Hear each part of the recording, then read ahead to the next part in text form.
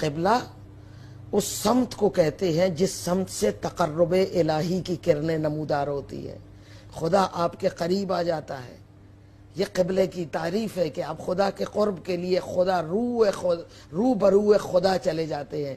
حسین کی طرف رخ کر لینا، حسین کی طرف اپنی نیت عشق باندھ لینا، گویا رو با قبلہ ہو جانا ہے، خدا کی طرف اپنا رجوع کر لینا ہے۔ تو کربلا قبلہ عشق ہے، جس نے رجوع کر لیا کربلا کی طرف وہ پاک ہو گیا، وہ پاکیزہ ہو گیا، اس نے حسین کو اپنا لیا، اس کا دل انسانی غم سے آباد ہو گیا۔ اب وہ اپنے لیے نہیں، انسانیت کے لیے جیے گا۔ سبحان اللہ۔ اب وہ انسانیت کے لیے آواز بلند کرے گا، اب وہ انسانیت کے حقوق کے لیے اپنا سب کچھ وار کر انسانیت کے سر کو اونچا کرے گا۔ اور تمام انبیاء، تمام اوصیاء اللہ تعالیٰ نے اسی مقصد کے لیے بھیجے۔ اگر آپ